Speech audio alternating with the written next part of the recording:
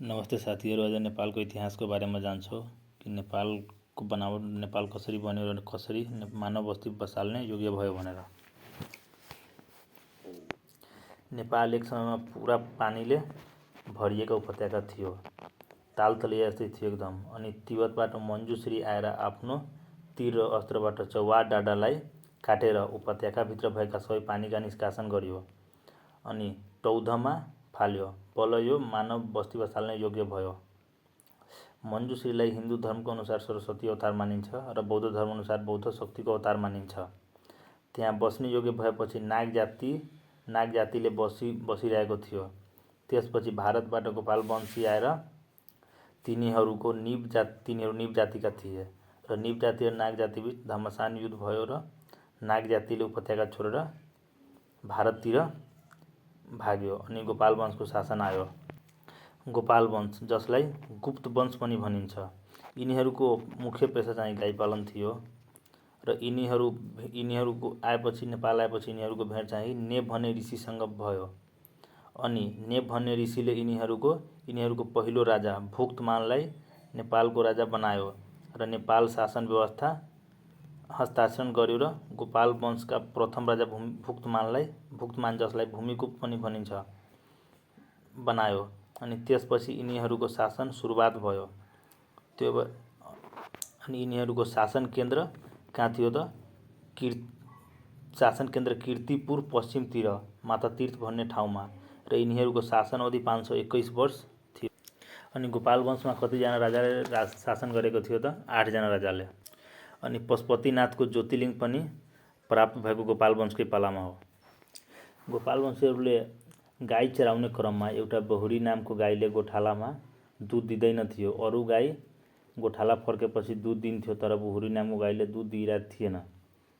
त्यसपछि बहुरी नामको गाईको पछाडि लाग्यो र फलोअप गर्दाखेरि जहाँ पशुपतिनाथको ज्योतिर्लिङ्ग छ त्यहाँ सबै दुध पोखिदिन्थ्यो। त्यसपछि त्यो पशुपतिनाथको स्थानलाई खन्दै गयो भने शक्ति ज्योतिर्लिङ्ग प्राप्त भयो अनि त्यतैबाट पशुपतिनाथको ज्योतिर्लिङ्ग उत्पत्ति भयो।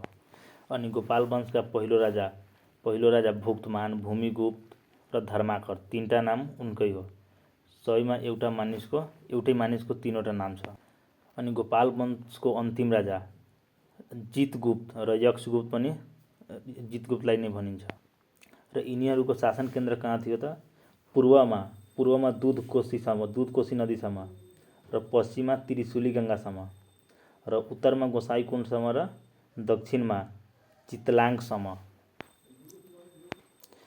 त्यसपछि जितगुप्त वा यक्षगुप्त निसन्तान भयो। त्यसपछि महिषपाल वंशको बडसिंहलाई राज्य सोंप्यो।